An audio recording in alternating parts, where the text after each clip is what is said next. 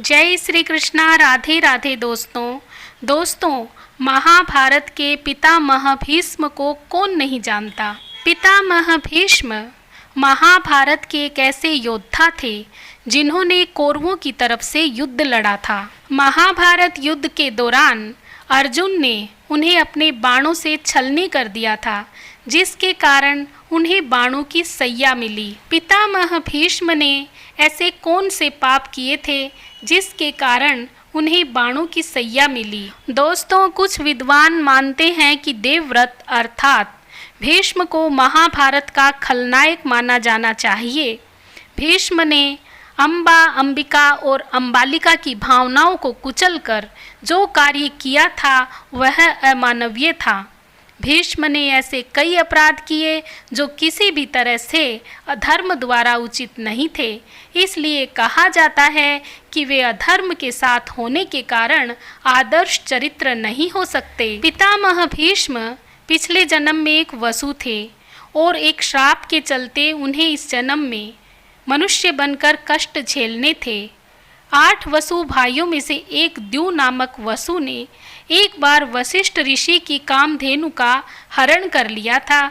इससे क्रोधित होकर वशिष्ठ ऋषि ने द्यू से कहा कि ऐसा काम तो मनुष्य करते हैं, इसलिए तुम 8 वसु मनुष्य हो जाओ। यह सुनकर वसुओं ने घबराकर वशिष्ठ जी से श्राप मुक्त होने की प्रार्थना की, तो उन्होंने कहा कि अन्य वसु तो वर्ष का अंत होने पर मेरे श्राप से छुटकारा पा जाएंगे, लेकिन इस द्यू को अपनी करनी का फल भोगने के लिए एक जन्म तक मनुष्य बनकर पीड़ा भोगनी होगी। यही द्यू बाद में गंगा की कोख से देवव्रत के रूप में जन्मे।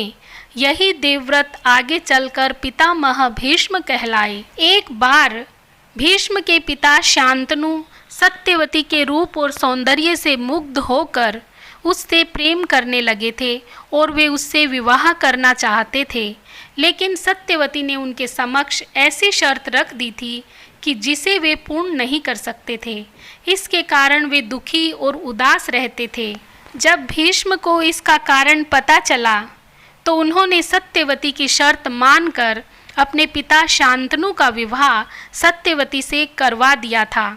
सत्यवती के कारण ही भीष्म को आजीवन ब्रह्मचारी रहने की कसम खानी पड़ी थी। कसम खाने के बाद उन्होंने हस्तिनापुर की गद्दी पर कुरु वंश का शासन बरकरार रखने के लिए कई तरह के घोर पाप किए थे। पहला पाप यह था, सत्यवती के कहने पर ही भीष्म ने काशी नरेश की 3 पुत्रियों अम्बा, अंबिका और अम्बालिका का अपहरण किया था। बाद में अम्बा को छोड़कर सत्यवती के पुत्र विचित्र वीर्य से अम्बालिका और अंबिका का विवाह करा दिया था। दूसरा पाप यह था कि गांधारी और उनके पिता सुबल की इच्छा के विरुद्ध भीष्म ने धृतराष्ट्र का विवाह गांधारी से करवाया था। माना जाता है कि इसलिए गांधारी ने भी अपनी आंखों पर पट्टी बांध ली थी। आखिर अंत में गांधारी को दावा अग्नि में जलकर खुद के प्राणों का अंत करना पड़ा था। तीसरा पाप यह था, भरी सभा में जब द्रौपदी को निर्वस्त्र किया जा रहा था तो भीष्म चुप बैठे थे। भीष्म ने जानबूझकर दुर्योधन और शकुनी के अनैतिक और छलपूर्ण खेल को चलने दिया। सरसैया पर भीष्म जब मृत्यु का सामना कर रहे थे तब भीष्म ने द्रौपदी से इसके लिए अक्षमा भी मांगी थी। चौथा पाप यह था, जब कौरवों की सेना जीत रही थी, ऐसे में भीष्म ने ऐन वक्त पर पांडवों को अपनी मृत्यु का राज बताकर कौरवों के साथ धोखा किया था। पितामह भीष्म ने सरसैया पर लेटे हुए श्री कृष्ण से पूछा कि हे मधुसूदन, मेरे ये कौन से कर्मों का फल है जो मुझे बाणों की सैया मिली। तब श्री कृष्ण ने कहा, पितामह, आपने अपने पिछले 101वें जन्म में जब एक राजकुमार थे तब आप एक दिन शिकार पर निकले थे। उस वक्त एक कैरकटा नामक जीव एक वृक्ष से नीचे गिरकर आपके घोड़े के अग्रभाग पर बैठा था। आपने उसे बाण से उठाकर पीठ के पीछे फेंक दिया था। उस समय वह बेरिया के पेड़ में जाकर गिरा और बेरिया के कांटे उसकी पीठ में धंस गए।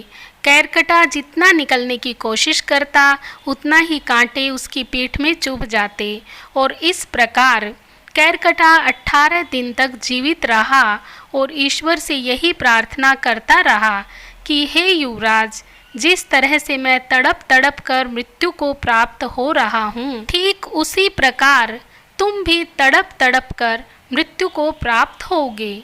अपने अगले और पिछले जन्म में भीष्म द्वारा इतने पाप करने के बाद भी भीष्म को किसी भी तरह से खलनायक नहीं माना जा सकता, क्योंकि भीष्म ने जो भी किया वह हस्तिनापुर के सिंहासन की रक्षा और कुरु वंश को बचाने के लिए किया था। पितामह भीष्म को भगवान श्री कृष्ण की कृपा से मोक्ष की प्राप्ति हुई। भगवान श्री कृष्ण ने अपने वचना अनुसार अंतिम समय में पितामह भीष्म को दर्शन दिए और उन्हें मोक्ष प्राप्त हुआ। जय श्री कृष्णा दोस्तों आपको आज का वीडियो कैसा लगा कमेंट बॉक्स में लिखकर ज़रूर बताइए। यदि वीडियो पसंद आया हो तो लाइक और शेयर कर दीजिए। चैनल पर नए हैं तो प्लीज़ मेरे चैनल को सब्सक्राइब कर दीजिए और बेल आइकॉन प्रेस करना भी ना भूलें, ताकि आने वाली सारी वीडियोज़ की नोटिफिकेशन आपको मिलती रहे। जय श्री कृष्णा, धन्यवाद।